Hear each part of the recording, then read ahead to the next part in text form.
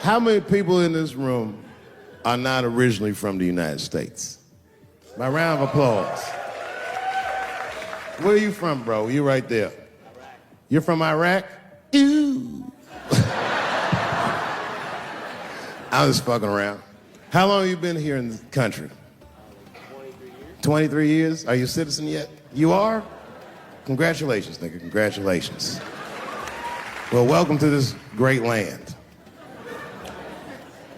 You know, I'm gonna give you a history lesson, because I'm sure this wasn't on your entry exam.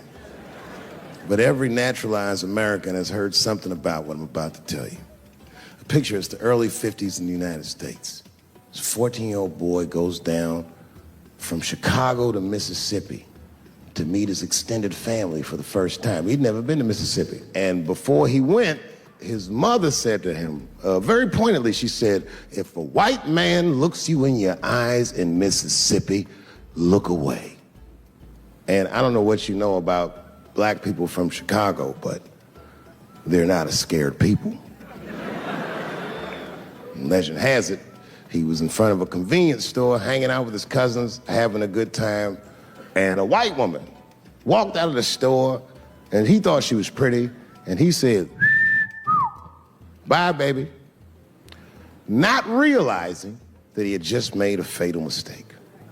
4 days later, a group of adult white men burst into this family's home and snatched a 14-year-old boy out of bed in front of his family that was powerless to stop them, and he was never seen alive again. His name was Emmett Till. They found his body maybe a few days later. It was in a creek, tied to a wheel so it would sink, horribly beaten and bloated. Hideous. And lucky for everybody in America, his mother was a fucking gangster. She was.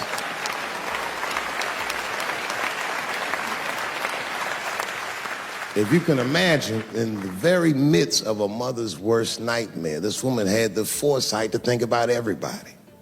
She said, leave my son's casket open. She said, the world needs to see what they did to my baby.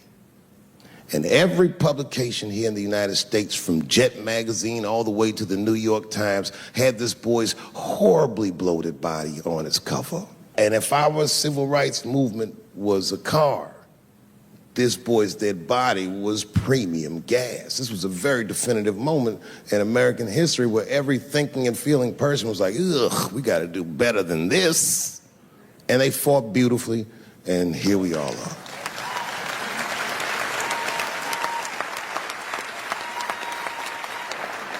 And the reason that I bring that up tonight and why it's relevant now is because less than a year ago, the woman that he allegedly whistled at admitted on her deathbed that she lied in her court testimony. And you can imagine when we read that shit, we was like, ooh, you lying ass bitch. Was furious. But that was my initial reaction. And initial reactions that we all learned as we get older are often wrong or more often incomplete. They call this phenomenon standing too close to an elephant. The analogy being that if you stand too close to an elephant, you can't see the elephant. All you see is its penis-like skin. You gotta step back and give it a better look. And on stepping back and thinking about it for a few moments, I realized that it must have been very difficult for this woman to tell a truth that heinous about herself at any point in her life, even the very end. And I was grateful that she had the courage to tell it before she left this world, because it's an important truth and we needed to know. And I said to myself, well, thank you for telling the truth, you lying ass bitch.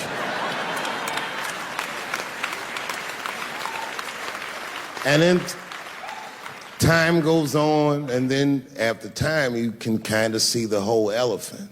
And it's humbling, because you realize that this woman lied, and that lie caused the murder. But that murder set in motion a sequence of events that made my wonderful life possible, that made this very night possible. How could this be that this lie could make the world a better place? It's maddening. And that's how I feel about this president. I feel like this motherfucker might be the lie that saves us all. Because I have never felt more American than when we all hate on this motherfucker together. Jesus Christ, it's good. And when it happens, I can see everybody that's struggling. So if I'm on stage and I tell a joke that makes you want to beat up a transgender, then you're probably a piece of shit and don't come see me anymore. Or if you don't understand that when a football player takes a knee during the national anthem, he's actually standing up for me, then you might not want to fuck with me anymore. But I swear, no matter how bad it gets, you're my countrymen, and I know for a fact that I'm determined to work shit out with y'all. And if that woman that said that heinous lie was alive today, I would thank her for lying. And then I would kick her in the pussy. Thank you. I know it's fucked up, but I tell you the truth. You know, everything's funny. Everything's funny until it happens to you. 3 months, a mere 3 months after that terrible attack that Chris Rock endured, I was on stage at the Hollywood Bowl, and a lunatic jumped out of the crowd and attacked me. Now, I gotta tell you, if it happens to you, you don't even know what the fuck is happening. It was like slow motion. I just looked over. I don't know this nigga. And I just looked and said, oh my God, I'm being attacked. And this motherfucker was ragged. He jumped at me. He was like, ah! I'm old, but I'm fast. I caught this motherfucker's head with my hand and pulled his hoodie over his eyes. I can still feel his head in my hand. It was spongy. He had been growing dreadlocks. Not the beautiful dreads that breastfarians grow. These were accidental LA homeless dreads. This shit had leaves and sticks and bottle caps and shit in it. Some kind of grease. I was like, ugh, like this. And then I fell down. And he knocked me all the way on the ground. And I was like, man, this is a bad situation. I'm like, I don't know if I'm gonna die or what's gonna happen. But in that moment of vulnerability, you know what occurred to me that had never occurred to me before in my life? In that moment, it occurred to me that bodyguards should not wear dress shoes to work. Travis! This nigga Travis came out slipping and sliding on some kind of beautiful loafer and fell flat on his back. I said, oh my God. Now both of us are down. I gotta handle this shit myself. So I popped that back, boom. And then the kid that knocked me down, he popped out, boom, and we looked at each other and realized at the same time, I was bigger than him. And that motherfucker took off running. And I started to chase him and I said, fuck him. And I picked the microphone up. So I'm gonna finish this show now. That's right.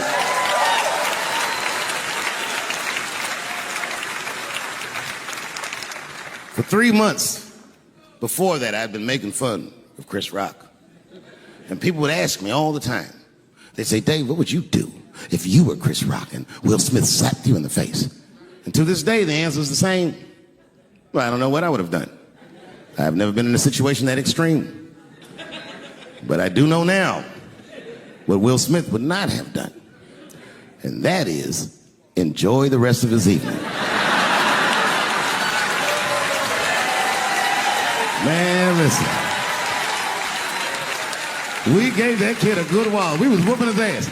Not we, I mean, I was on stage trying to think of a joke to tell, but they was beating this nigga up right behind me. Everybody could see it. Everybody could see it. And I'm sitting up there trying to think of what to say. And I'm tongue-tied. Me, of all people, can't think of anything to say. Look at my karma. Just that moment. Of all the people in the world, Chris Rock walks from backstage, walks up to me in front of 20,000 people, grabs the mic out of my hands and looks at the crowd and goes, was that Will Smith? Man, motherfuckers fell out of their chairs laughing. I was standing there looking stupid. I was fucking furious, because I'm thinking in my mind, nigga, this is my attack. You got attacked 3 months ago. Now you have jokes. So I snatched the mic back from Chris and tried to get one off, but my shit did not go good at all. I didn't know what to say. I was just like, it was a trans man. And the crowd was like, boo. It's LA, we like trans people, boo. I know, I felt so bad. I felt so bad. But I know why I did it. You'd have to be there to understand, but man, when that guy tackled me, it was like it's like a movie or something. You gotta picture this. Picture a famous person you like. Every famous person you could imagine was at that show. It was like the biggest night that Hollywood had ever seen. And when that guy tackled me, he cleared the bleachers. I had to watch the tape afterwards to know this happened, but as soon as he tackled me, Jamie Foxx was the first motherfucker that jumped out of the crowd. He was wearing a white cowboy hat like he knew this shit was gonna happen to him. Never seen this nigga in a cowboy hat before. And Jamie started chasing that motherfucker around like any given Sunday. And that kid was fast as shit, was juking and shaking, and he broke Jamie's ankles, and he just kept running. And then Jon Stewart from The Daily Show ran from backstage and jumped at this motherfucker like Super Jew. He was like, ah! And the kid seen John coming, so he jumped back, and John went flying that way. And this kid was fast. And then he turned around. He sees the emergency exit. He starts running for the emergency exit.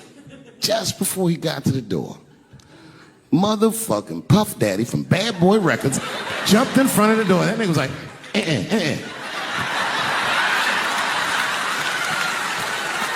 Boy, Puffy got that motherfucker. And then every celebrity just ran out, because every celebrity saw themselves in me, and they just started beating the fuck out of that kid. And I know Chris was backstage looking like, nobody helped me.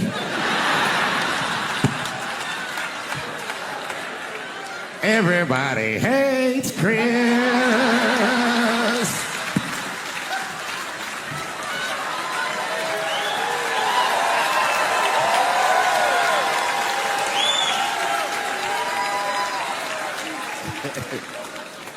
Look, it was way more intense than what you guys might have read. I don't know what you read, but the kid, while we was beating on him, reached in his waistband, pulled out a .22 caliber pistol. That shit was mayhem. Everybody started screaming, oh my God, he's got a gun. He's got a gun. And then I got scared. I was in the back, but I was scared. Because I knew that everybody that was with me was armed. Yes, if they had shot and killed this kid on stage at the Hollywood Bowl, like I pay you to do, Travis,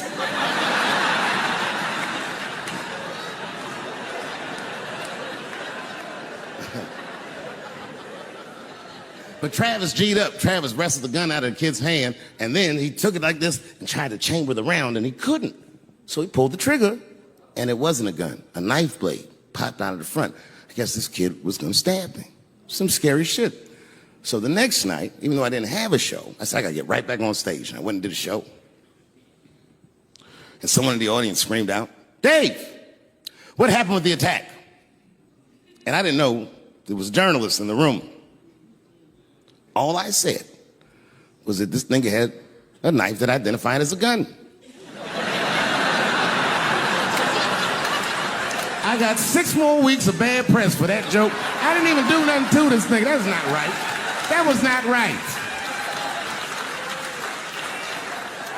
And then the New York Post went to the jail and interviewed my attacker like he was some kind of hero. And I read that interview. Turns out the entire attack was my fault. Yes, I triggered him. I didn't mean to. I had done jokes about the homeless. And turns out this young man was homeless. And I mean, there's no way I could have known this. But I will say, for a homeless guy, this nigga had incredible seats.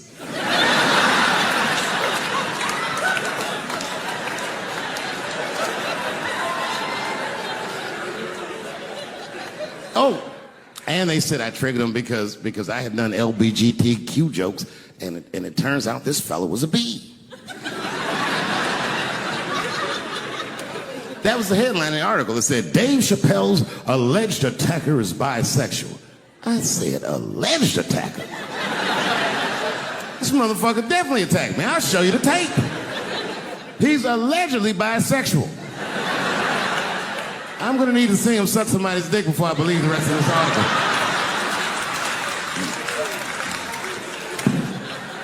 I read that shit in the paper. I was horrified. I was like, oh, bisexual? I could have been.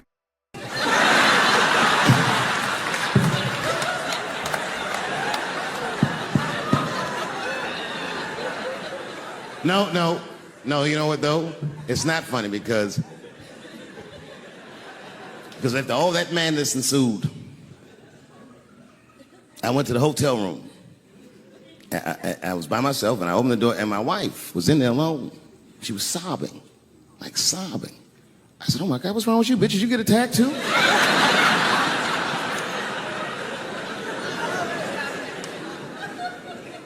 And she's crying. She said, oh my God, David. She said, if you had died tonight, me and the kids would have nothing.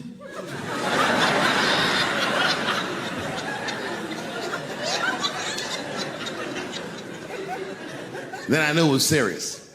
So I sat down on the bed next to her. And I reached in my pocket, I pulled some keys out that she had never seen before. She said, oh, what are those keys? And I gently placed them in her hands. I said, sweetheart, those are the keys to my safe deposit box. God forbid anything ever happen to me. But if it does, don't even worry about it. You and the kids have everything you need in that box. I've already taken care of it. And she was looking at them keys, and I could see her mind realize what we were actually talking about. And then she just started crying harder. And to be honest with you, that made me cry a little bit too. And we hugged each other real tight.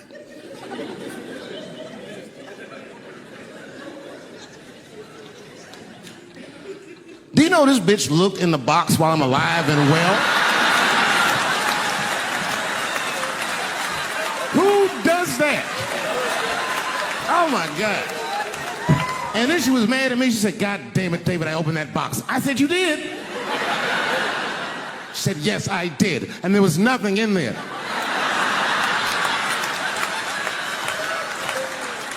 I said, nothing?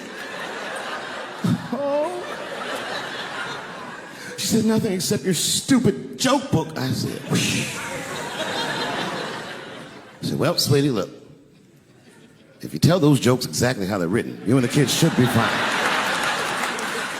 They're really good jokes.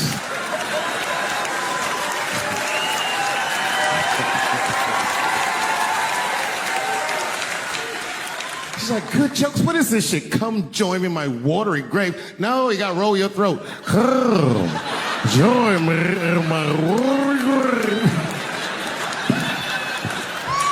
You know what I said? That's all I said. First of all, I'll tell you right now what I said. And I will tell you that this was not a joke. It's a true story. And I just happened to tell it. All right, what happened was I went to a gallery party, all right? I don't know who in here has ever been rich before, but these are very nice parties. You know, wine and cheese and ball of conversation. And there was a few eccentric types, one of which was a very wealthy man that happened to be wearing a dress. I don't know what you call him, man. This is a tranny or a drag queen, perhaps. Whatever it was, this is definitely a man. And this man was definitely on drugs. I don't know what kind of drugs he's on, but I knew he had too much. He didn't look good. It's like this. He's like, he looked sick. And all his friends were standing around him, concerned, trying to revive him. I don't know whether it looked like some kind of gay CPR. There was fanning and shit.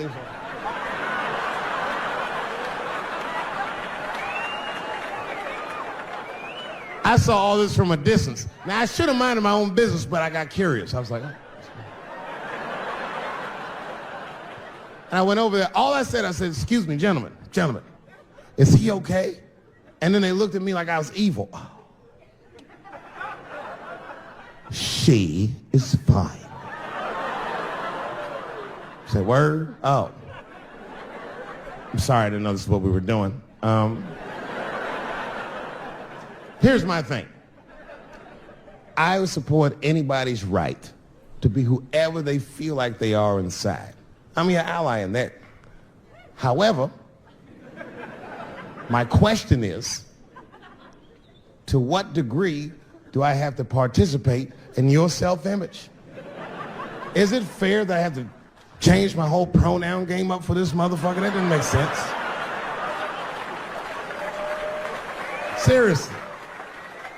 If I put on an Argyle sweater and I'm like, hey everybody, I feel like a white guy in this sweater and I want some goddamn respect and a bank loan. That's not gonna work.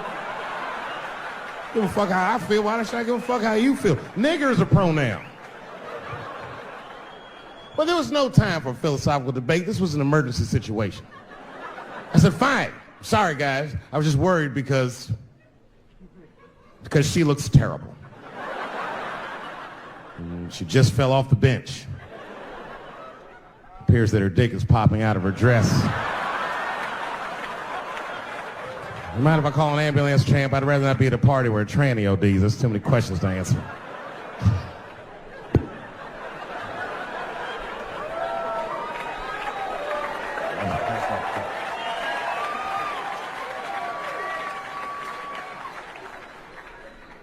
Okay, I've been through this before. I had a friend from high school. Now, in high school, this guy was a thug, right? He was a fucking dope boy. He did it all. He's a wild dude. People used to be very scared of him. And then after high school, word on the street was he'd come out the closet.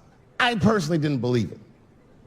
I bring him up because last year, he calls me out of the blue like, yo, what's up, man? I got your number from so-and-so, and I heard you're going to be in New York doing a show. Could I get some tickets? I was like, fuck yeah, get some tickets, man. How you been? He said, well, we'll catch up at the show, man, but yo, I appreciate it. I'll see you soon. I said, all right, man, take care. And I was about to hang up, and I couldn't resist. I was just like, hey, nigga, I heard you was gay. What's going on with that?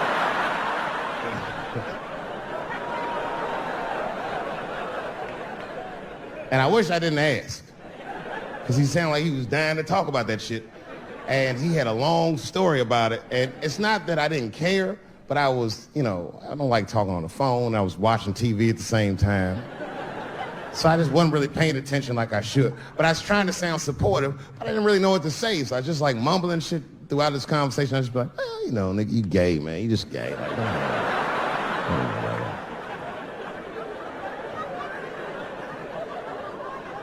This went on for a while, and then finally I had to say something like definitive to get him off the phone.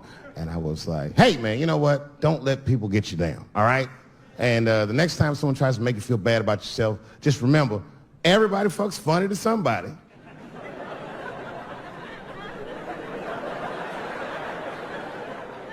He didn't like that shit. He's like, what the fuck does that mean? I said, huh?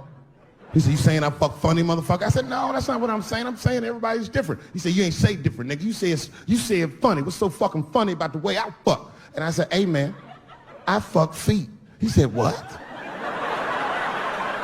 Oh, this is not a joke, ladies and gentlemen. I get women to squeeze their feet together like this, and I fuck them right in that little space in their feet. But you can't build a community behind that shit. There's no flag for us. That shit made him laugh. And the next day, after the show, I saw him backstage. He was like, yo, what's up, man? I'm like, oh, shit, what's going on? And he had his buddy with him. He goes, Dave, I want you to meet Manuel. Manuel's my fiance. We're in New York getting married because it's legal here. I said, well, congratulations, fellas. And Manuel was like, gracias.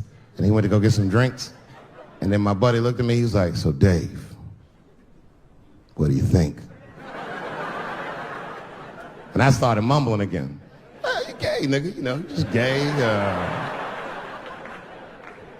He said, yeah, I'm a little nervous about getting married, man. It's a big step. I said, yeah, it is. It's a big step. He said, well, you've been married for a while. You got any advice for us?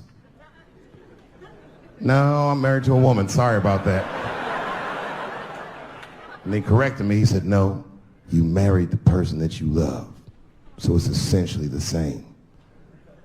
I said, man, the problem with that statement is that it makes the assumption that I love her. But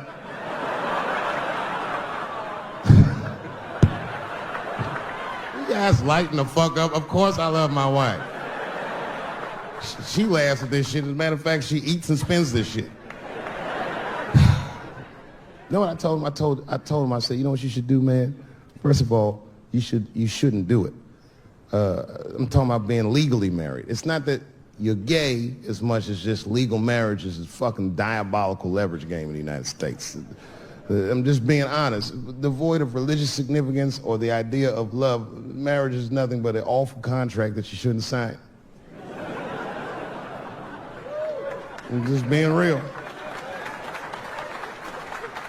Because you start out loving each other, and then like 2 years later, you're just building a case against one another for a hypothetical court date that may or may not ever happen.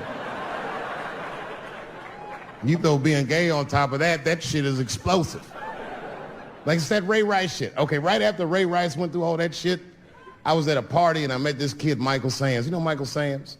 Very nice guy. He's the first openly gay NFL player. And Mike's a very nice guy, a very brave guy. But when I met him, I couldn't help but thinking, now what's gonna happen when Michael Sands beats his wife up in the elevator? Is that domestic violence or is that just two niggas working shit out in the elevator? You know what I mean?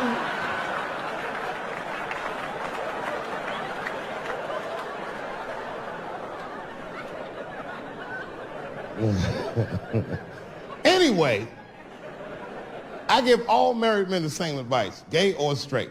Get a dog. This dog will love you all the time, but she's not going to. It's real talk. I didn't even know about dogs, and my kids got the dog. They brought him home from the shelter, and I didn't even want him. They're like, "Can we keep him?" I said, "Nope." I said, "Where'd you even get this dog?" They're like, "We got him from the shelter." I was like, "Ugh. Probably something wrong with him. Can't keep him." And then my kids started crying and screaming like the dog had gambling debts. "Please, Dad, if you don't let us keep him, they're gonna kill him." I was like, "Oh. All right, you can keep him." And this dog was a menace. I hated his guts. Then one night I'd smoked a bunch of weed and I was eating a sandwich and Baba came over. Baba's the dog. He came over and was staring at me. This will make you very uncomfortable if you're just looking at you.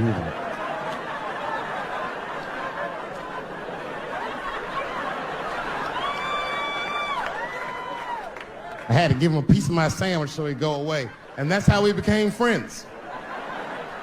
Now, if you see me walking down the street with Baba, I ain't got no leash or nothing. He walks right next to me. If I stop, he'll stop. And if I go, he'll go. And all my friends are like, "Yo, Dave, that shit is dope. How you train Baba to do that shit?" I've never trained Baba. Just a messy eater. If I drop food and Baba's not around, all I gotta do is call him. "Baba!" He's a black dude's dog, so he doesn't come right away. He peeks first to see what's going on.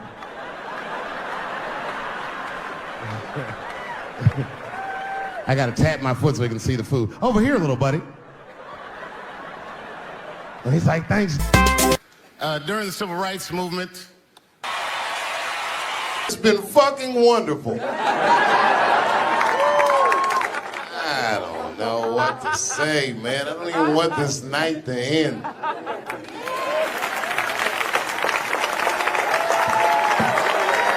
I promise you, whoever cares the most, I care at least as much as them.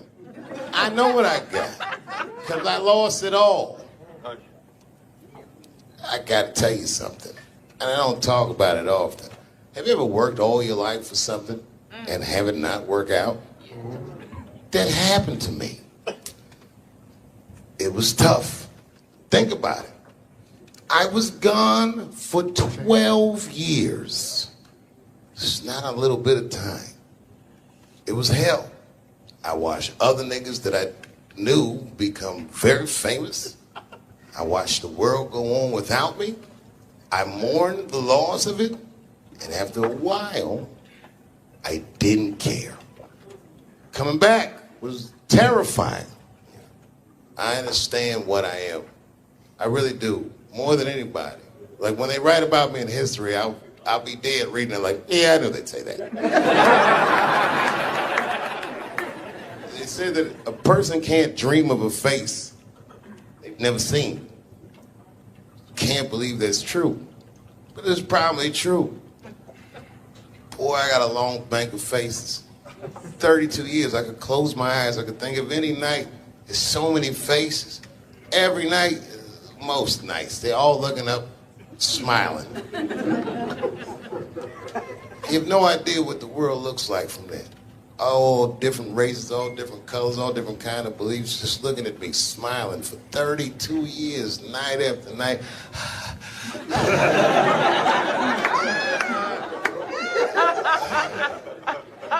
No comedian take that for granted.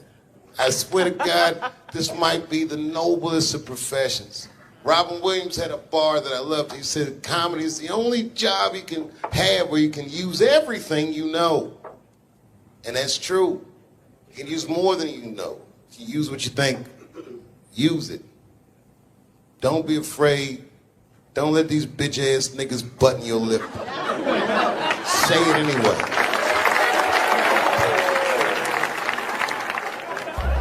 I first became aware of Dave Chappelle right around before the first Study Professor, because I was supposed to play that role that he played. And then I kind of saw him, and I was like, hey, that guy, right, that kid would be funny playing that role. I try to be peaceful, but next it's time for Reggie to karate-size your ass. Woo! Dave is so much smarter than everyone. Like, Dave is one of the most, maybe the most intellectual comedian ever. It took us 400 years to figure out as a people that white people's weakness the whole time was kneeling during their national anthem. That's a brittle spirit. That's right, nigga. On the rockets, regular. What are you doing, nigga? Stand up! He stretched the art form and his impact on the culture. He is the voice of his generation, without question. Nobody's even close to him. What I gotta make, because none of this would have been possible on any level without this person, is my mother. Mom. My mother. Mom. You have no idea what I put this woman through.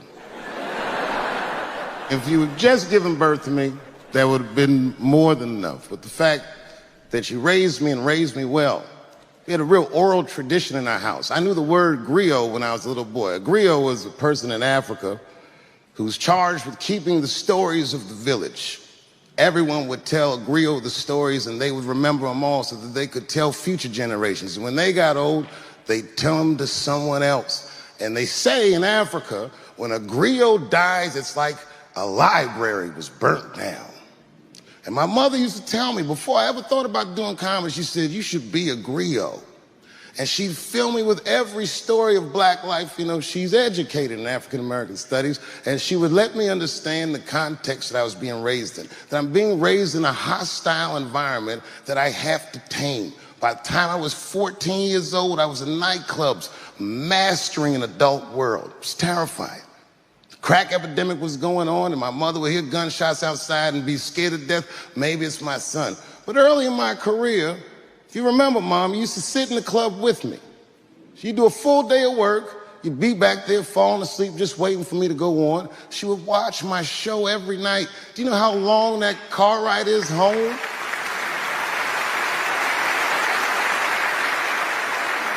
How many of you have ever heard your mother say, pussy jokes were a little too much tonight, son?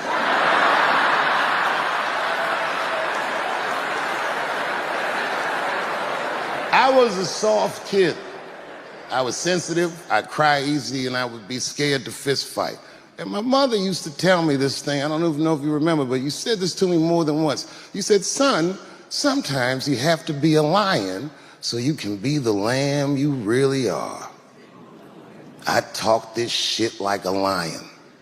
I'm not afraid of any of you. When it comes word to word, I will gab with the best of them, just so I can chill and be me. And that's why I love my art form, because I understand every practitioner of it. Whether I agree with them or not, I know where they're coming from. They want to be heard. They got something to say. There's something they notice. They just want to be understood. Love this genre. It saved my life. Okay, again, of all those letters, the T has the toughest road ahead. In fact, I think the T should stand for tough road ahead. They've got the longest mental gap to bridge. That's all I'm saying. Because, you know, whenever I see one of them T's on the street, I don't mind them, but I'll be like, man, I miss Bruce. I'm sorry, guys. I'm 42. I remember Bruce Jenner. Before the Kardashians, before all that, this motherfucker was a white American superhero. It was amazing. He was beating Africans at track and field. We'd never seen anything like it. He was on my cereal box growing up. You know how much of that cereal I ate, nigga? I didn't know he was gonna do that. I knew before you guys knew. I heard things on the street in Hollywood. You know, you just be out, see people. Hey, what's up, Kanye? Why the long face? Nigga, you'll see. I got 2 mother-in-laws now. There was a big dance coming up in the middle school. I was 12 years old. I said, Dad, can I go to the dance? He said, of course you can go to the dance. I want you to get out and meet some more kids. I said, great. It costs $3 to get in. And my dad said, ooh, sorry, son, I don't have it. I was like, what the fuck? You don't have $3? Well, then how are we alive, Dad? Dad said, if you want to go to the dance bad enough, I'll tell you what, there's some money in the change jar, get the money from there. I was 12 years old, that's what I did. I showed up to the dance early. There's a long line of kids waiting behind me while I'm at the door trying to count out 300 pennies to get inside. I will never forget this shit as long as I fucking live. Oh, man, you know, if you've been poor, you know what that feels like. You ashamed all the time. Feels like it's your fault. And all them kids was laughing, ha, ha, ha. Look how poor Dave Chappelle is. Like, when I think back at it, that's really the only time in my life that I ever thought to myself, I should kill everybody at school. No, this is what I mean. Okay, look, okay, you're an Asian dude. No, I say this with no disrespect, but we're all Americans, right? And we can agree that America has a huge body count all over the world, but nowhere more than Asia. Literally, if you look at history, recently, we have bombed the masculinity out of an entire continent. We dropped 2 atomic bombs on fucking Japan, and they've been drawing Hello Kitty and shit ever since. There's a lot of lady boys in the wake of our bombs, and I know these things because my wife is Asian. She's Filipino. All right, well, okay, so that explains it. Now you know why you see me at all those Filipino events. I'm not there picking up pussy, I'm dropping some off.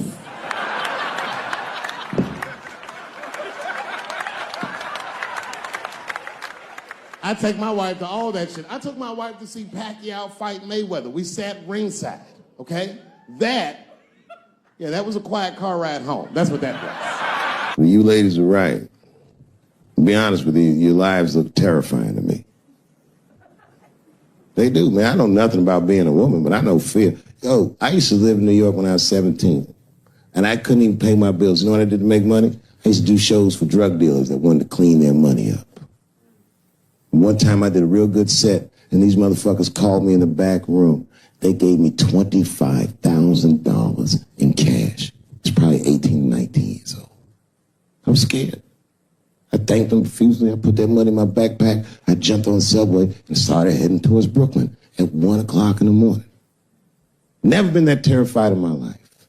Because I never in my life had something that somebody else would want. I thought to myself, Jesus Christ, if motherfuckers knew how much money I had in this backpack, they'd kill me for it. Then I thought, holy shit. What if I had a pussy on me all the time?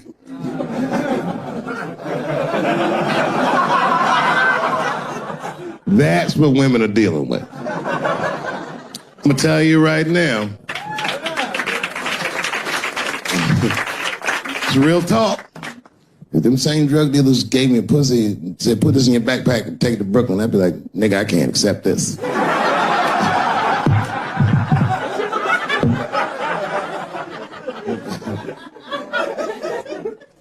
I empathize, man, you know. Everybody gets mad because I say these jokes. But you understand that this is the best time to say them. More now than ever. And I know there's some comedians in the back. Motherfucker, you have a responsibility to speak recklessly. Otherwise... New York Times said that Louis C.K. jizzed on his own stomach. You know, I've busted a lot of nuts in my day. None of them were newsworthy. Shit was really gross, because they didn't just say it like I said it. They didn't just say jizz on the stomach. They said it in that fucking Pulitzer Prize winning style that the New York Times has. It was very descriptive, like, you know what I mean? Louis C.K.'s semen shot out like a volcano of misogyny, slowly drizzling down like lava, covering his freckled penis as it slowly dripped to a fiery crown of red hair. Jesus Christ, I'm trying to eat some huevos rancheros and these niggas is...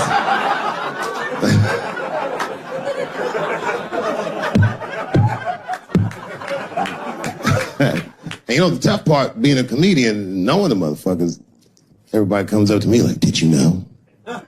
Did you know what Louis was doing? No, bitch, I did not know. The fuck you think we talk about at the comedy club? Hey, nigga, how was the weekend? Great, man. I was just jerking off in faces and coming on my own stomach, having a good time. You know how this business is. No, I didn't know. They act like we sit around like Grease. Tell me more, tell me more. Dixie put up a fight. Dun, dun, dun, dun, dun, dun, dun, dun, dun, dun. Sorry, I don't know the choreography, but you get the point. You get the point. She was intense. But Louis was like the turning point. I mean, you know, all these allegations are terrible. Louis was the only... I shouldn't say this, but fuck it. His allegation was the only one that made me, like, laugh. When you think about it... Because all his friends is reading it, and he's jerking off, and he's surprising people. He's surprising me.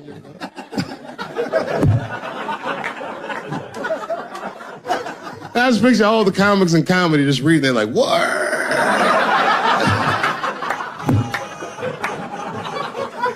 It's terrible. I know it's terrible. I'm sorry, ladies. You're right. You are right.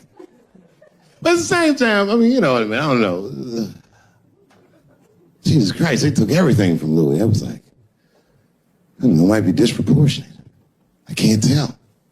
I can't tell. This is like where it's hard to be a man. One lady said, Louis C.K. masturbating in front of me ruined my comedy dreams. Word? Well, then I dare say, madam, you may have never had a dream. Come on, man, that's a brittle spirit. That is a brittle-ass spirit, nigga. That shit is too much. This is a grown-ass woman. You know what this shit is like? It's like COINTELPRO. You know what that is? It's a program that the FBI had on J. Edgar Hoover. In this program, one of the many things they did was they would track the sexual habits of anyone they considered an enemy of the state. It was a lip button. That's why they got all these fucking sex tapes with Martin Luther King fucking bitches. But lucky for us, he actually had a dream. You think if Louis C.K. jerked off in front of Dr. King, he'd be like, I can't continue this movement. I'm sorry, but the freedom of black people must be stopped. I didn't know this nigga was gonna pull his dick out and jerk off like this. I just thought we were gonna get a couple of drinks and chill. Show business is just harder than that. Them women sounding like, I hate to say it, y'all, they sound weak. I know it sounds fucked up, I'm not supposed to say that, but one of these ladies was like, Louis C.K. was masturbating while I was on the phone with him. Bitch, you don't know how to hang up a phone?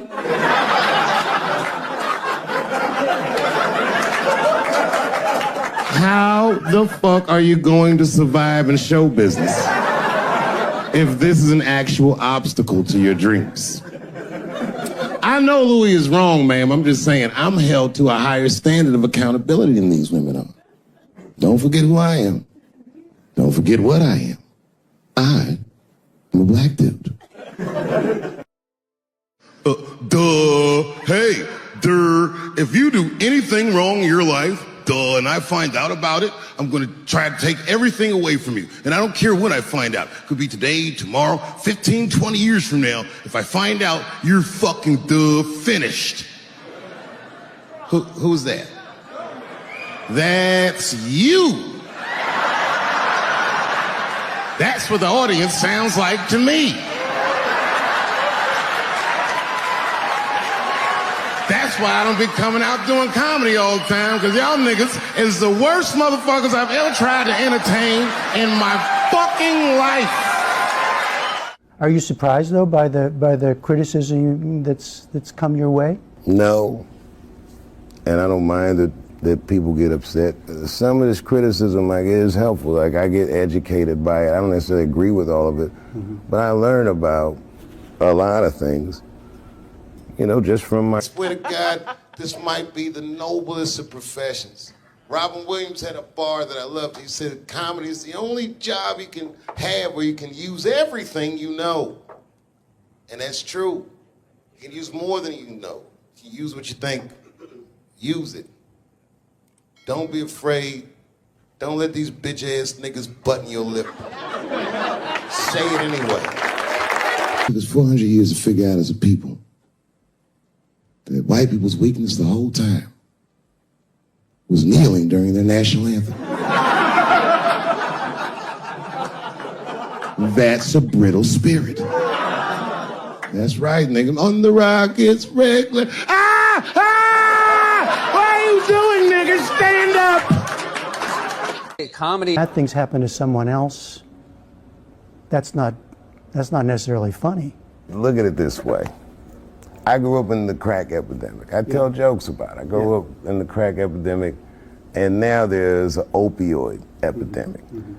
Are they treating the opioid epidemic the way that they treated the crack epidemic? No, this is a national health emergency. When we were coming up, we were policed by the National Guard, addicts were criminals. Now they understand addicts are sick people. And maybe it's because the demographic of the opioid epidemic is not the same demographic of the crack epidemic. Racially. I mean, you're talking about race. Right, so now that your community is getting destroyed, is the whole nother ball game.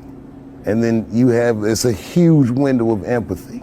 Oh my God, we can see each other. We both went through similar pain. But I'm just saying, everything's funny that happens to you is more about empathy. That you there but for the grace. You guys gotta remember, I'm not saying it to be mean. I'm saying it because it's funny. And everything's funny till it happens to you. I'm not afraid of other people's freedom of expression. I don't use it as a weapon. It just makes me feel better. And I'm sorry if I hurt anybody, et cetera, yada, yada, yada. Everything I'm supposed to. But there's a more important reason that I would stop doing comedy right now. And this reason is the real reason that's been percolating, and it really is the crowd, not you. I'm talking about the crowd on the big stage. It's too hard to entertain a country whose ears are so brittle. Motherfuckers are so sensitive, the whole country is turned into bitch-ass niggas.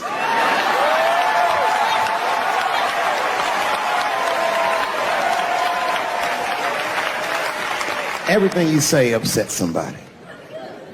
You know, I can remember when it all started. It was when I was doing Chappelle's show. When I was doing Chappelle's show, I used to do the show, and then on the weekends I do like concerts and shit like that. So I'm doing a concert, and there was a couple in the front row, beautiful couple. The wife was obviously Asian. You could see it in her face.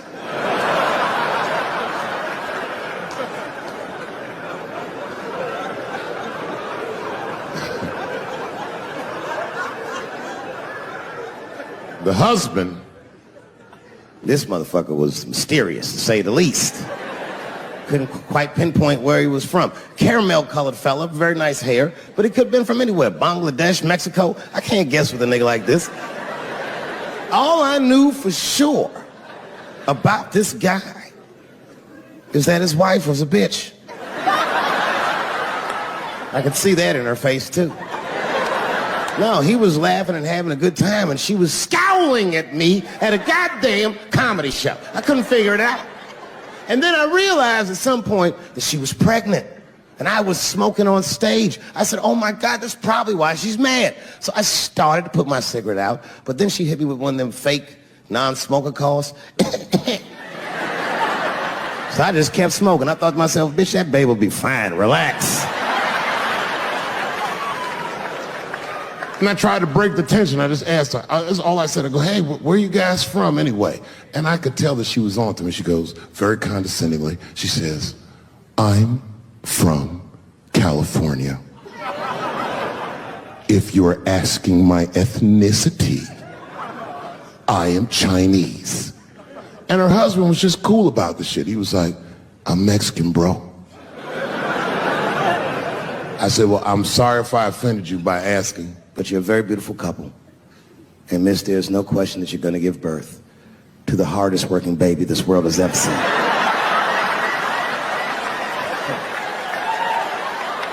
That's not a bad joke. She got very upset. She got up to leave immediately. But she didn't just leave. She had to take one last dig at me on the way out. I will never buy one of your fucking DVDs again, Dave Chappelle. I said, ma'am, with all due respect, Chinese people don't buy DVDs.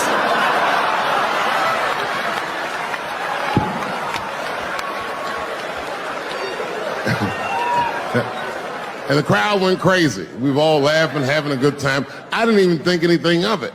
And then just 3 days later, this lady sends a fucking letter to my promoter telling him not to book me for shows anymore because I was, quote, racist, and I'm quoting her, insensitive to the nature of my interracial marriage. I was like, word, bitch, I was. If she had just done a little bit of research, she would know that I myself am in an interracial marriage. That's right. In fact, my wife is Asian too. Surprise, bitch, I'll see you on Thanksgiving.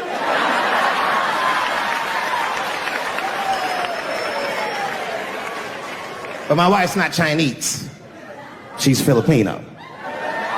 That's right. And our kids are Puerto Rican somehow, so there you go. But I don't give a fuck about interracial marriage. In fact, you know what? My mother is half white. A lot of people don't know that. Well, all right, you were a little too excited, but okay. A lot of people don't believe me when I say that, but it's true. You can't tell looking at me, but if I grew my hair out, you would think you was at a fucking Cat Williams concert. My shit is beautiful. But motherfuckers are just taking it too far. I don't know why or how everybody got this goddamn sensitive. You know who hates me the most? The transgender community. Man, I gotta tell you, when I was sitting here watching what all the other honorees have done with their lives, I started feeling like shit. Like, this is terrible.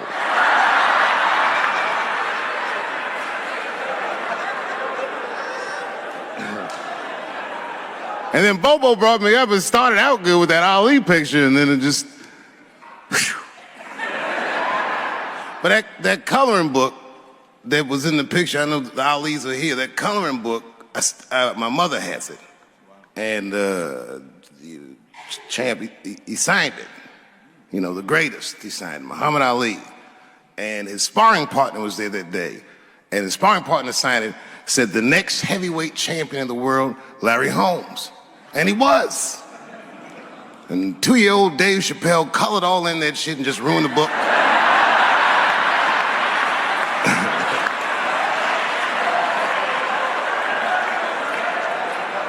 But I remember part of the book that I remember real vividly because I asked my mother about it when I was a kid. There's a part where there's a picture of Ali throwing his Olympic gold medal into the Ohio River.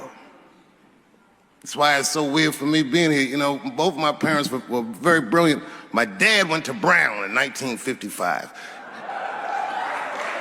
That's right. He told me at the time he was one of 3 black students. He said one of the guys got accused of a rape that he probably didn't commit. And the other guy killed himself, and Dad said, and I left. And see, that's what makes us Chappelle's great. We know when to quit.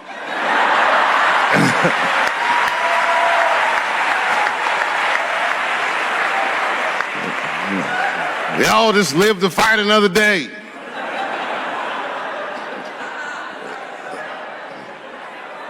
I gotta say, I'm very honored to be here, and I'm very honored to be here with the other honorees. Really, I'm like very humbled by you all, the work that you do, and you all make me want to be better. All of you.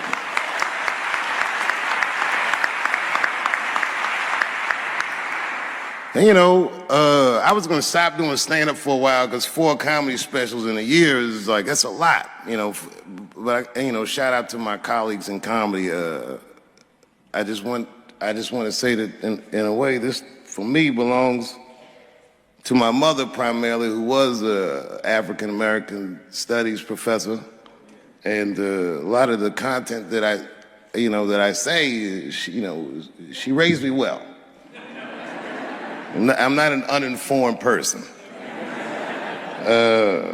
But also, you know, my colleagues in comedy, like comedians have been getting beat up pretty bad recently, and we're somehow nowadays expected to speak with the precision of attorneys or politicians. We are not. I always think of James Baldwin. You know, James Baldwin was one of my favorite writers because he managed to tell white people what they feel like to be around.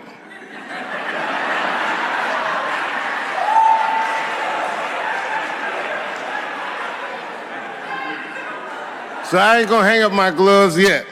I think I got one more special in me.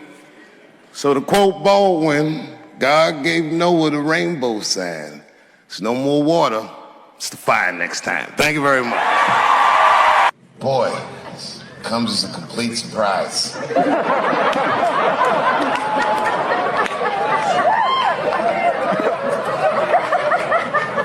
I mean, I read all the reviews, and they said so many terrible things. They were embarrassed for me. I had lost my way. It wasn't even worth watching. I hope all you critics learn from this. This is a teachable moment. Shut the fuck up forever.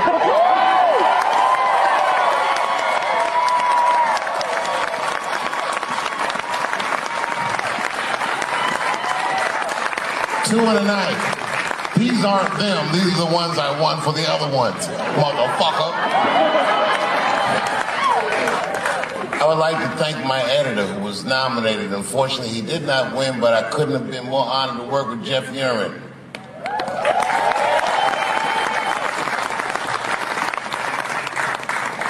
Stan Lathan has been directing television since 1968. Any show that I watched when I was growing up, he directed it. From Sesame Street to Sanford and Son to Good Times to Everything Black. And finally, you motherfuckers finally gave him an Emmy tonight. He deserves so much more, but I'm glad you came around.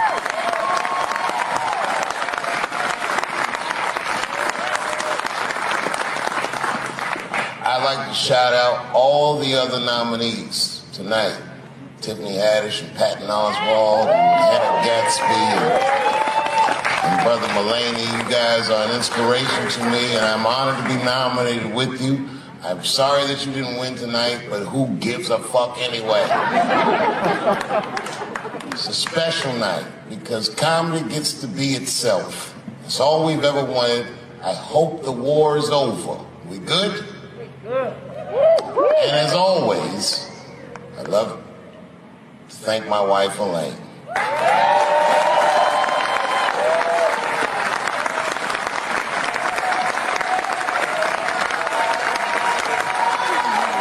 That's right. Elaine has been with me for the last 25 years and had to endure the pains of living with the greatest comedian ever. See you on Monday. Thank you very much. Thank you. Thank you. I like not knowing what's going to happen. I like making memories. Sometimes I do all this crazy shit around my colleagues just so that they can tell their friends I did it. But rather than talk about myself, just briefly, I want to just talk about my genre. Stand-up comedy is incredibly American genre. I don't think any other country could produce this many comedians. And unbeknownst to many people in this audience, I don't think there's opinion that it exists in this country that is not represented in a comedy club by somebody. Each and every one of you has a champion in the room. We watch you guys fight, but when we're together, we talk it out. I know comics that are very racist, and I watch them on stage, and everyone's laughing, and I'm like, that motherfucker means that shit. Don't get mad at them, don't hate them. We go upstairs and have a beer, and sometimes I even appreciate the artistry that they paint their racist opinions with. Man, it's not that serious. The First Amendment is first for a reason. The Second Amendment is just in case the first one doesn't work out. We gotta let some air out of the ball, man. The country's getting a little tight. It doesn't feel like it's ever felt in my lifetime. So tonight, I am honored that my colleagues are here in comedy and in music.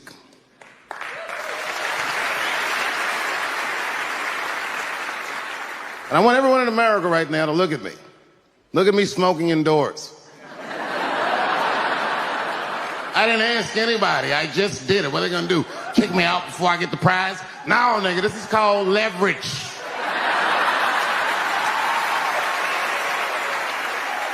The thing that I liked best about tonight was that I saw so many people from different parts of my life, like friends that I grew up with here in DC, friends of mine from Ohio then and now, friends of mine from comedy clubs, all the fucking musicians that blew my mind. You guys have no idea how you inspired me. I want to give a special shout out to my OG, Tony Woods. Miles Davis has a quote. It's one of my favorite. Miles Davis said so much cool shit, but one of the things he said I always loved, he said, it took me years to learn how to play like myself. You know, he would watch other musicians, and he would try to play like Dizzy or Bird, or all the guys who were great. Tony Woods was my Dizzy and Bird if I was a Miles. I was trying to play like you. You were the first person I ever saw do it absolutely right. You were fearless, and you told the truth. There's something so true about this genre, when done correctly, that I will fight anybody that gets a true practitioner of this art form's way, because I know you're wrong. This is the truth, and you are obstructing it. I'm not talking about the content, I'm talking about the art form. Do you understand? Do we have an agreement? And what I really wanted to say tonight, and I'm glad I get the platform to do it, I'm gay. I am gay, and I can't wait to see what this does for my career, being gay like this. So many special shout outs. One of the main architects of the comeback of the century, my brother and my mentor, the mighty Stan Lathan. I never dreamed that I would be able to work with someone as great as you. These last 5 specials, straight fire. I wouldn't want to do another special with anybody else but you. So eat your motherfucking vegetables and live as long as you can, because we doing a few more of these bitches. Neil Brennan, your speech made me cry, because it reminded me of all those hard days of work and all that money I never got for it. The other real special shout out I gotta make, because none of this would have been possible on any level without this person, is my mother. Mom. My mother. Mom. You have no idea what I put this woman through. If you had just given birth to me, that would have been more than enough. But the fact that she raised me and raised me well. We had a real oral tradition in our house. I knew the word griot when I was a little boy. A griot was a person in Africa who was charged with keeping the stories of the village. everyone would tell a griot the stories and they would remember them all so that they could tell future generations. And when they got old, they'd tell them to someone else. And they say in Africa, when a griot dies, it's like a library was burnt down. And my mother used to tell me, before I ever thought about doing comedy, she said, you should be a griot. And she'd fill me with every story of black life. You know, she's educated in African-American studies, and she would let me understand the context that I was being raised in, that I'm being raised in a hostile environment that I have to tame. By the time I was 14 years old, I was in nightclubs, mastering an adult world. It was terrifying. The crack epidemic was going on, and my mother would hear gunshots outside and be scared to death. Maybe it's my son. But early in my career, if you remember, Mom, you used to sit in the club with me. She'd do a full day of work. You'd be back there falling asleep, just waiting for me to go on. She would watch my show every night. Do you know how long that car ride is home?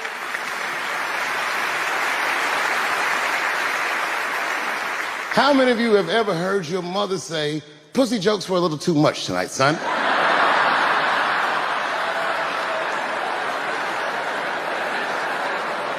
I was a soft kid. I was sensitive, I'd cry easy, and I would be scared to fist fight. And my mother used to tell me this thing, I don't even know if you remember, but you said this to me more than once. You said, son, sometimes you have to be a lion so you can be the lamb you really are. I talk this shit like a lion. I'm not afraid of any of you. When it comes word to word, I will gab with the best of them, just so I can chill and be me. And that's why I love my art form, because I understand every practitioner of it. Whether I agree with them or not, I know where they're coming from. They want to be heard. They got something to say. There's something they notice. They just want to be understood. Love this genre. It saved my life. So tonight, Mom, I would like to honor you in a very special way that I cannot do on my own. But because now I'm a man with great and influential friends, I'd like to ask my man Thundercat to come out on the stage. Thundercat, the Mighty Most Def. Washington, D.C., thank you very much for giving me a home and a place to start. Today is officially Dave Chappelle Day in Washington, D.C. The mayor declared it last night. So, in the future, on Dave Chappelle Day, I ask everyone who wishes to celebrate it to make one incredible memory for themselves and or somebody else. Thank you very much. Good night. Thank you. You know,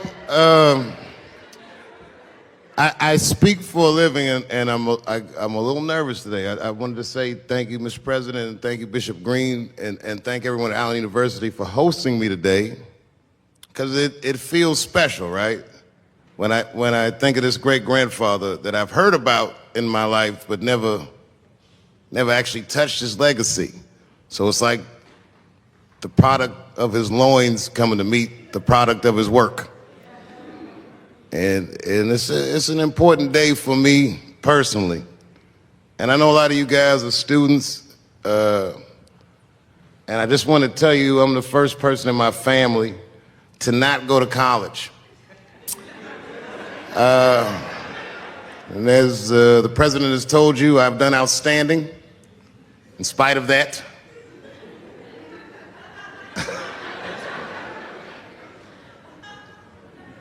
But one thing I did want to say, and one thing today just made me think about, for all the things that I've done, I'm most renowned for what I didn't do. I've made decisions in my career that a lot of people have called insane. 2004, had a $50 million deal on the table, and in a crisis of conscience, flipped the table over and walked away. Went to South Africa. Everyone said I was running away from the money. That is not true. In fact, I still want that money.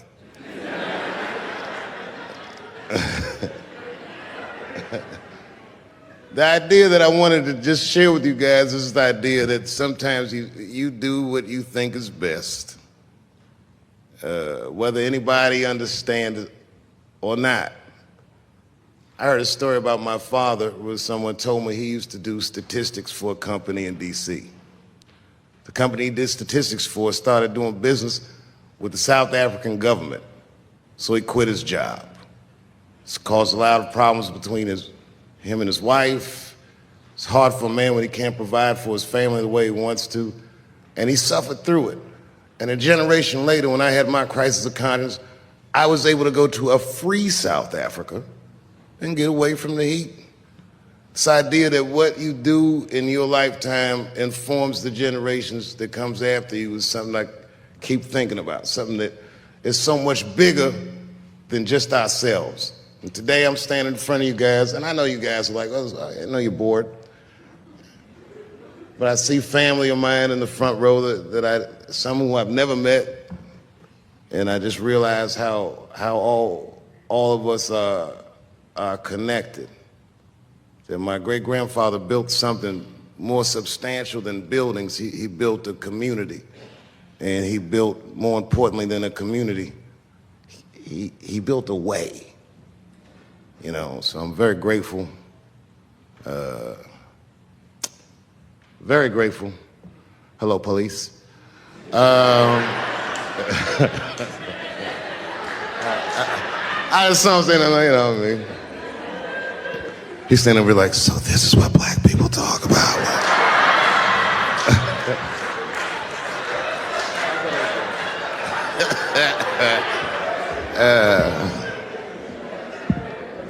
I just want you guys to remember, you know, that right now there's this thing where ethics aren't what they used to be. This idea that people are trying to replace the ideas of good and bad with better or worse. And that is incorrect. You gotta keep your ethics intact because good and bad is a compass that helps you find the way. And a person that only does what's better or worse is the easiest type of person to control. They are a mouse in a maze that just finds the cheese. But the one who knows about good and bad will realize that he's in a maze.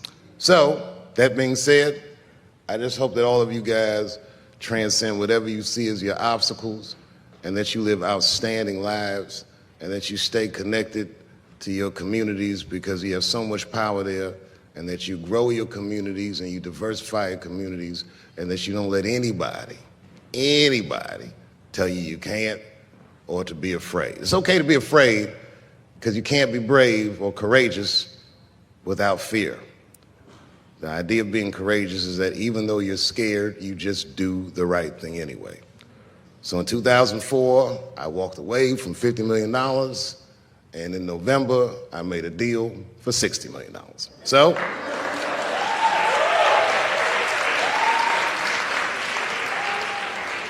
although I am not the most famous comedian of my time, I would like to know what their great-grandfathers did.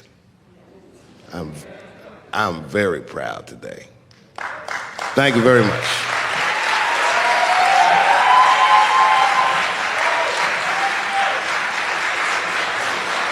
Story. I started doing stand-up comedy when I was 14. I'll never forget the first time I was on stage. The guy that introduced me was a guy named J.T. Newton. I'm 47. I can close my eyes and remember the introduction like it was yesterday. It went like this. Ladies and gentlemen, this next young man coming to the stage is starting his comedy career tonight. Who knows? We may be witnessing the birth of a star.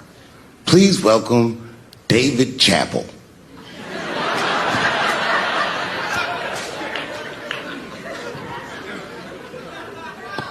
From the first time that I ever held a microphone, I was sure this was it. I knew I was home. I knew I had found my thing.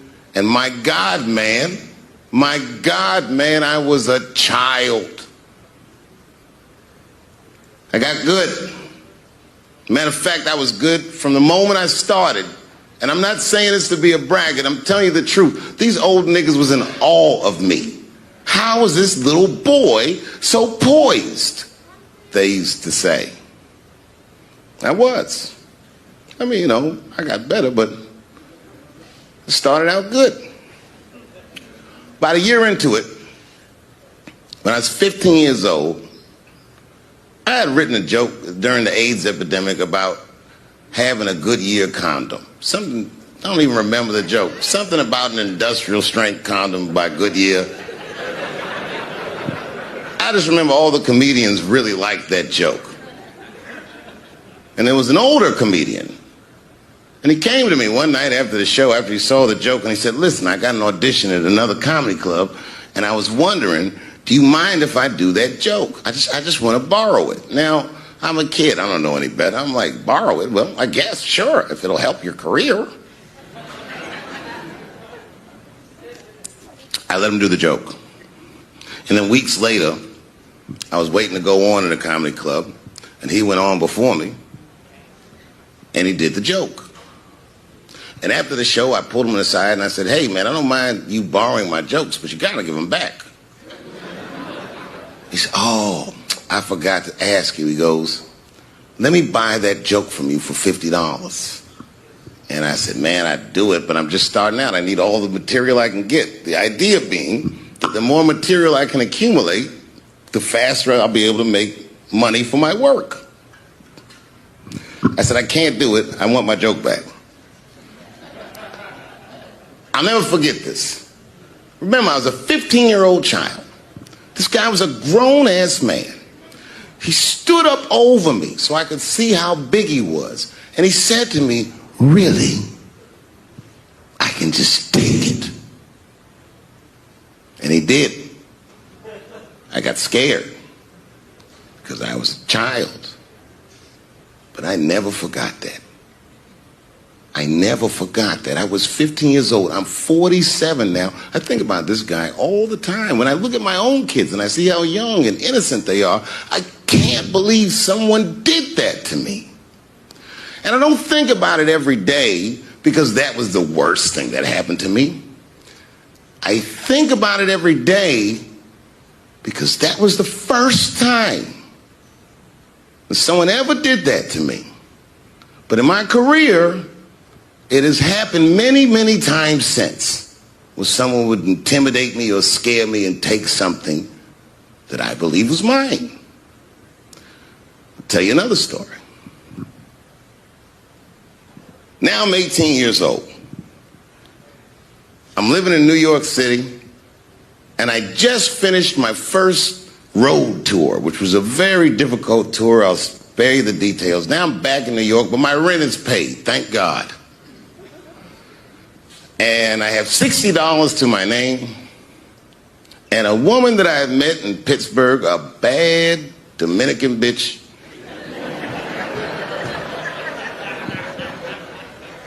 was coming to New York. She was going to spend the weekend with me. I couldn't wait for her to get there. She was coming that evening. But remember, I only had $60 for a whole weekend to entertain a bad bitch. Now I'm walking through Greenwich Village, and I see something I've never seen before. 3-card Monte. You know what that is? Yeah, the guy had the whole thing. The table was set up, and he had the 3 cards, and the crowd was hooting and hollering, and he was like, find the red card, find the red card, and people were playing. Sometimes they win, sometimes they lose, but it was really exciting, and I'm standing there watching it, and I noticed while I'm watching them play this game that the red card, the one you're trying to find, had just a little bend on the corner. And I'm watching it, and I'm like, yo, this guy doesn't seem to know that red card is bent. I'm going to beat this motherfucker. And I walked up to the table, and I said, let me play a hand. And I put my last $60 on that table, and he starts to shuffle and find the red card, find the red card. And I kept watching that bent card go around the table, make sure I kept my eyes on that bent card. And when he stopped shuffling, and he said, find the red card, I pointed to it with confidence. Here it is right here. And he flipped it over, and it was black. And he took my money. I couldn't fucking believe that. How did this nigga do that? Was that magic or sorcery? I was confused. So you know what I did? I sat there, and I watched him for a real long time play the game. And I realized that all those people who was doing all that hooting and hollering and betting, my God, they were his friends. They were in on the whole thing. I felt so wronged. I felt so stupid. And then the next sucker came up to the table and was about to put his money down. And I said, fuck that, man. Don't put your money there. All these niggas is in on it. It's a trick. And when I said that, the guy that was dealing, and this motherfucker was huge, snatched me up by my collar. Feel how strong he was when he grabbed me. I was a skinny little guy. And he was gonna maul me. The only reason he didn't, I'm sure, is because he saw the fear in my face. And that fear, he looked at me. I saw his eyes go from hard to soft. He softened. Then he looked at me like the way a father would look at a child. And he said to me, young man, don't ever come between a man and his meal. I never forgot that either. Most niggas would have to run the streets for years to learn a lesson that profound. It took me 2 seconds. Never get between somebody and their paper. Taking a man's livelihood away from him is akin to killing him. Do you know why Prince, the famous rock star that was a friend of mine, do you know why he called himself the artist when he came back? He calls himself the artist because that's what they call us in our contracts. Oh, these contracts are crazy. You should hear the terminology they say in these contracts. To use your name and likeness in perpetuity throughout the universe. Who the fuck could possibly know what that means? Nobody does. It's so complicated, in fact, that when you're a kid like me, you have to hire somebody to tell you what that means. And you sit down at a table and you do the contract game. And that's how I got with Comedy Central. I signed the contract. But I signed the contract the way that a 28-year-old expectant father that was broke signs a contract. I was desperate. I needed a way out. And it wasn't good money and it wasn't good circumstances. But what else am I going to do, I said. And all these white people sitting at that table told me, trust us, Dave, it's a good contract. And I looked around the table and they all seemed to agree it was a good contract. But what if it was like that game of 3-card Monte? What if they were all friends and I didn't know it?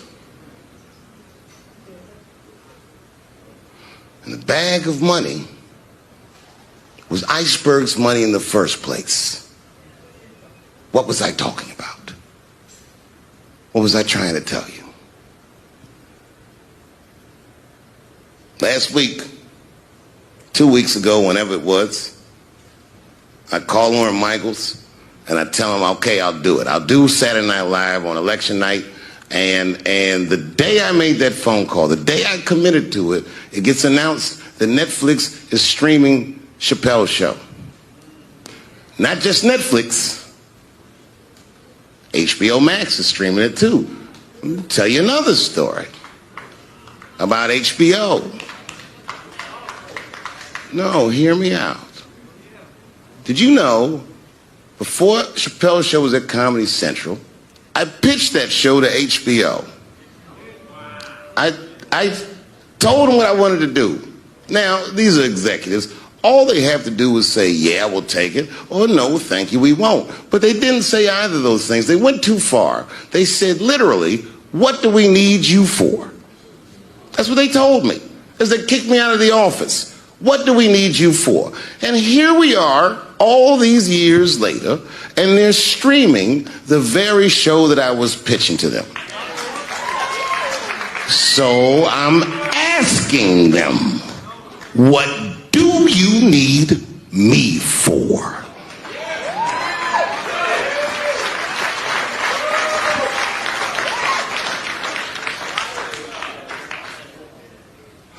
People think I made a lot of money for Chappelle's show. When I left that show, I never got paid. They didn't have to pay me because I signed the contract. But is that right? I found out that these people were streaming my work and they never had to ask me or they never had to tell me. Perfectly legal because I signed the contract. But is that right? I didn't think so either.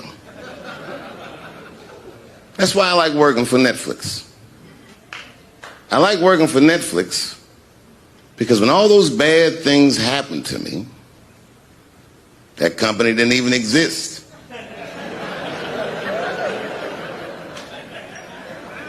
And when I found out they were streaming Chappelle's show, I was furious. How could they not know? So you know what I did? I called them and I told them that this makes me feel bad. And do you want to know what they did? They agreed that they would take it off their platform just so I could feel better. That's why I fuck with Netflix.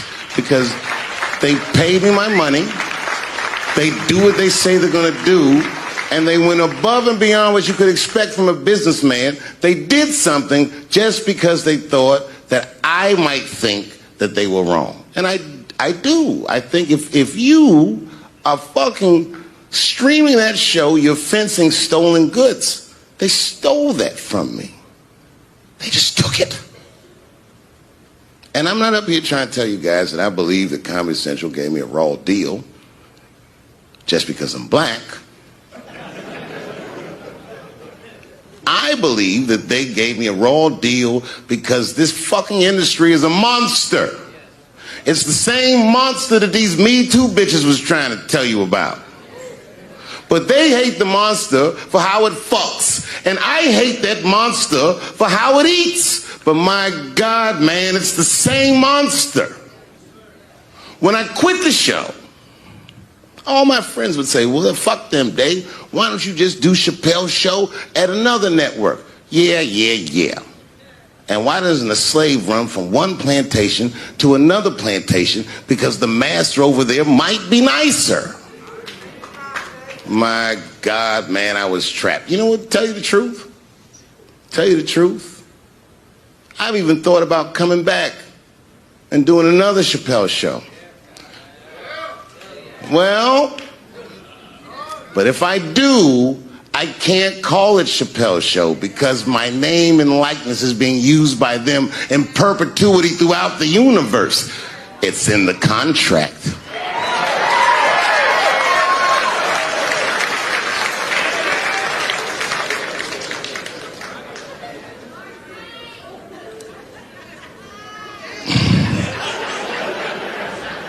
You're not supposed to do this in my business.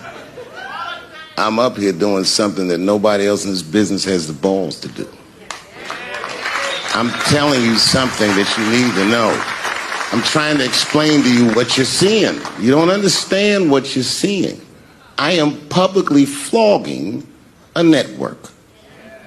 And I know that this network niggas, they watching me and they saying, why are you doing this so publicly? Doesn't feel good to be flogged publicly. Oh, believe me, I know exactly how that feels. When I quit my show, they said I was crazy. What was crazy about it? I just didn't want to do it anymore. They said I smoked crack. That's impossible. I was a devout Muslim. I didn't smoke or drink. But I do now, bitch, because you ruined my fucking life. Now it's their turn. This is their first nigga lesson, and I'm honored to give it to them. They're gonna pay me for this show. I called my agent. I said, is there anything I can do about this show? And he said, no. Well, fuck you too then. If you want something done right, I guess you gotta do it yourself. So I'm not going to the agents. I'm coming to my real boss. I'm coming to you. I'm begging you. If you ever liked me, if you ever think there was anything worthwhile about me, I'm begging you, please don't watch that show. I'm not asking you to boycott any network. Boycott me. Boycott Chappelle's show. Do not watch it unless they pay me.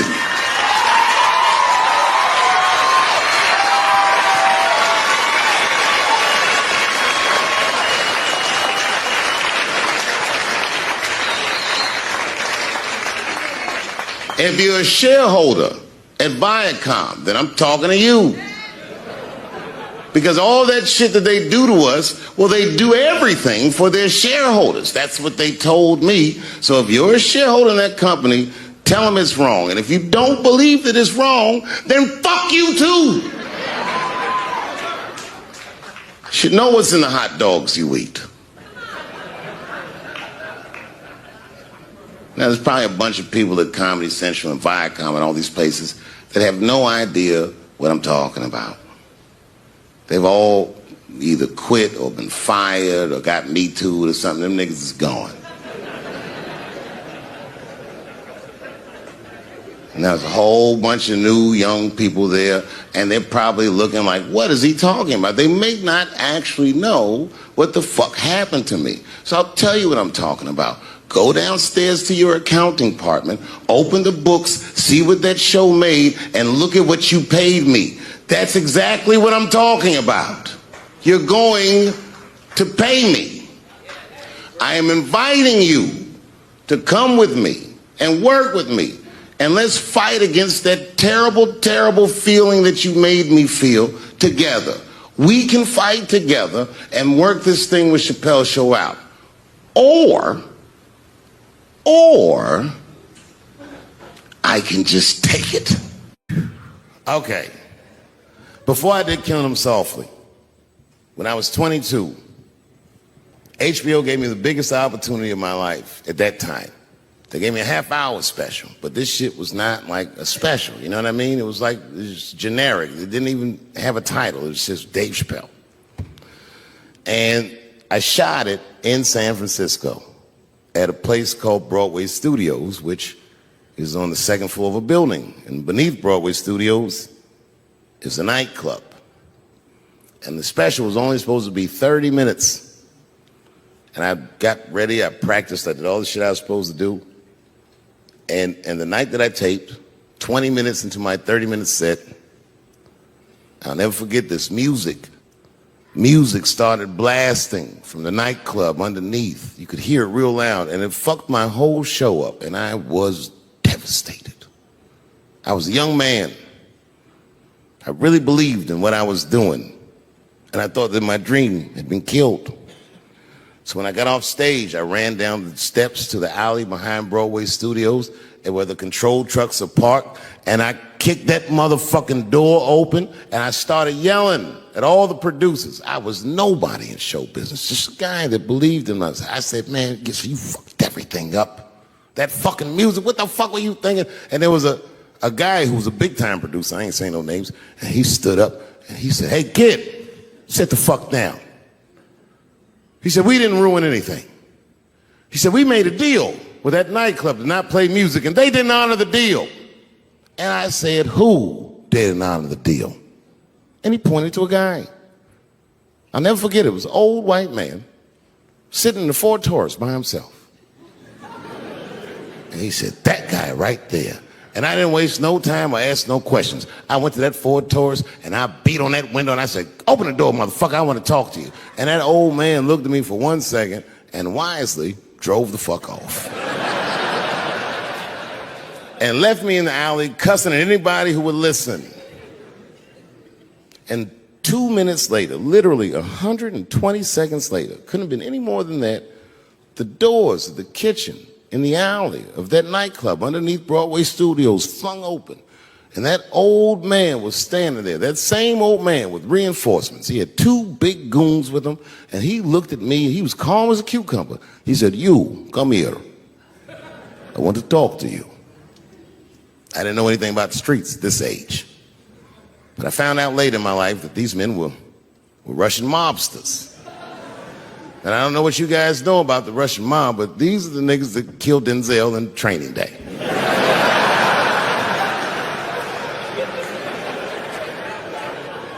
And all the producers knew what I was up against. They said, Dave, do not go in there. And I said, fuck y'all. And I walked right into that kitchen, and they closed the doors behind me, and it got dark as fuck in there. And I knew, I'm not dumb, I knew I was in a bad situation.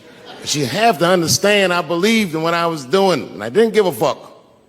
Just kept cussing at these motherfuckers, telling them how they ruined my life. And that old man couldn't believe that I was talking all this shit. And as soon as I took a breath, he stopped me gently. He said, hey, kid, listen. Your friends lied to you. He said, we made a deal, but your friends never paid me. And when he said that, I realized I was locked in the kitchen.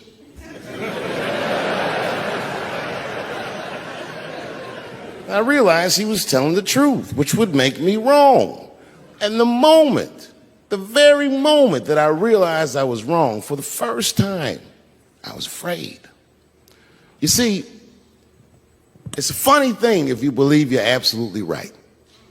You can get drunk off the feeling of how right you are. That's why gay people are so mean.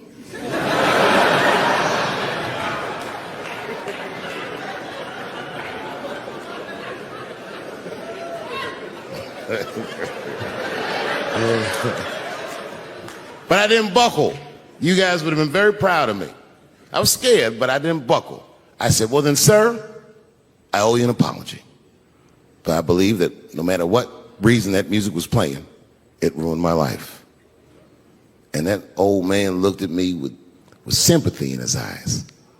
And he walked over to me and he gently placed his hand on my cheek, which I gotta tell you, is a very emasculating thing to do. I was standing there looking at this nigga's hand on my cheek like,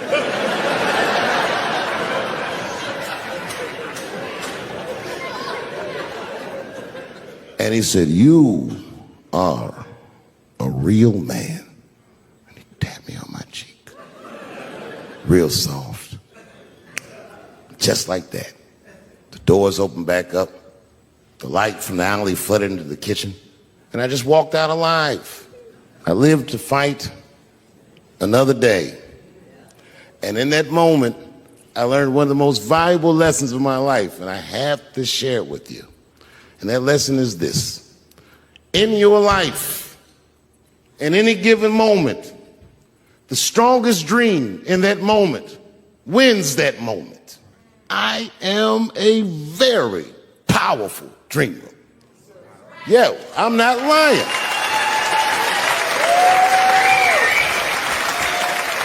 I dreamed tonight, this very night, as a 14-year-old boy, and I am living it as a 50-year-old man.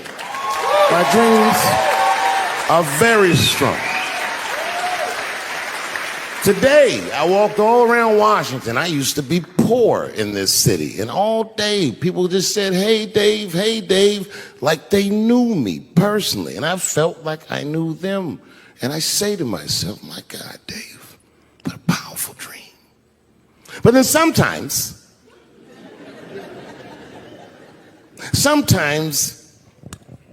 I feel regular. Feel like myself. Maybe I'll smoke some weed and be in some nightclub and feel shy. But I'll look across the nightclub and I'll see some guy that no one's ever heard of. But this nigga worked all week and got bottle service. And there's bitches bringing Moet with sparklers to him. And I picture in my mind he's Persian. He's doing some kind of weird Persian dance. And he got 6 bitches at his table because he got so much liquor, and they all call him saying, go Cena, go Cena. And I'll be looking across the room like, oh my God, I'm in that guy's dream. I can hear him telling his friends, hey, how was the club last night? Man, that shit was fantastic. I had bottle service. I seen Dave Chappelle across the club looking at me like, ooh, who was that? And that's the trick to life. You have to be wise enough to know when you were living in your dream. And you have to be humble enough to accept when you're in someone else's. That's why I don't judge between Will Smith and Chris Rock. Because you guys look at them as big ideas, but I look at them as fellow dreamers. I can't judge between them because I see myself in both of them. I am Will Smith. I am the man that cannot take it anymore and will slap the shit out of the next person that says a crossword to me or somebody that I love. And I am Chris Rock. I am the man that can get slapped in front of the whole world and keep my composure so I don't fuck anything up. That is what men do. Men make boundaries. Men enforce boundaries. And men test boundaries. And no man tests more boundaries than a trans man.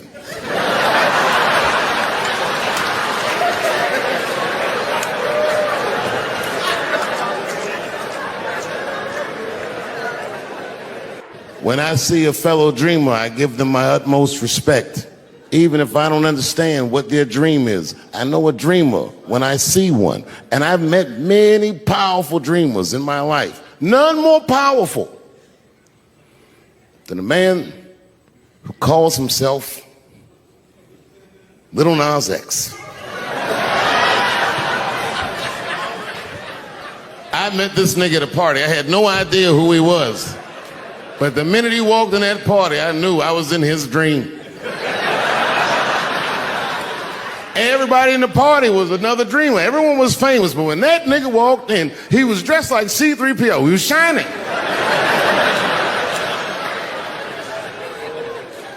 And everyone was like, oh my God, there he is. That's Lil Nas X. I didn't know who he was. And for some reason, out of all them dreamers, he walked right up to me. And he said, I tried to get you in my video. I didn't know what the fuck he was talking about. I said, what? I said, what? What video? And he just looked at me like, you know what video, and walked away. And I watched him walk away. I said, man, this nigga's having a very powerful dream.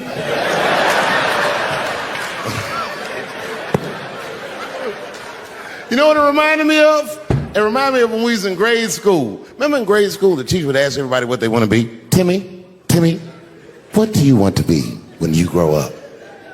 And Timmy acted like he had an idea. He'd stand up, he'd say, I want to be a fireman. And the teacher would say, Timmy, that is a beautiful dream.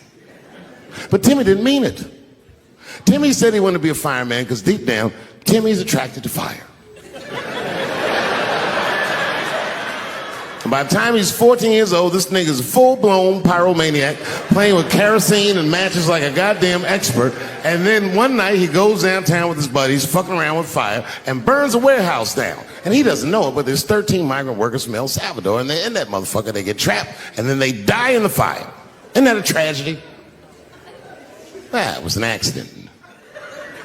He's only 14 years old, but he's black. So they try him as an adult. And Timmy ends up spending the rest of his life in jail. Dream deferred. Burp, burp.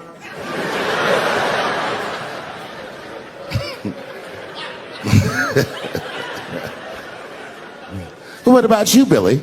Billy, what do you want to be when you grow up? And Billy stands up and he says, I want to be president of the United States. And the teacher says, oh my God, Billy, that is a wonderful dream. And Billy means that shit. Billy does everything right. That motherfucker gets his grades up. He joins student government. He even does extracurricular activities like show choir just to make his resume look good. He's on track to be president, but junior year he wipes. When he's 16, he gets his girlfriend pregnant and has to drop out of high school to make ends meet. But lucky for him, the local Walmart's hiring. By the time he's 20 years old, this motherfucker makes assistant manager at Walmart. He's the youngest one in the district. He says, oh my God, if I can keep this up for 4 more years, I could be a manager. And if I can keep this up for 6 more years after that, I could even be a regional manager and have as many as 3 Walmarts under my control. And he's a big picture guy. He sees where this path is going, so he kills himself.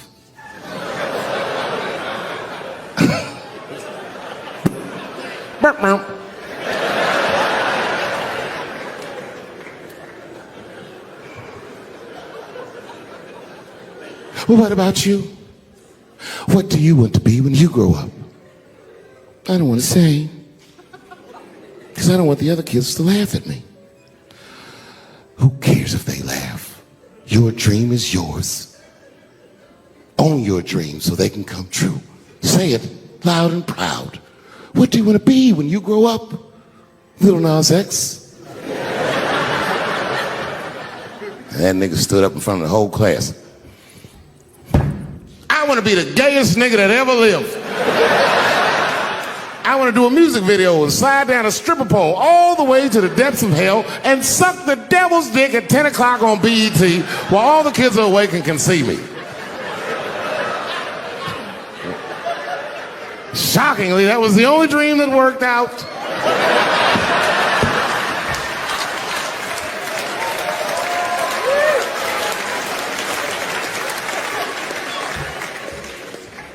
That's why I'm here tonight in the city where I built the dreams that I live, because I wanted to tell you all that they came true, and I wanted to thank you all for making the man that I am today.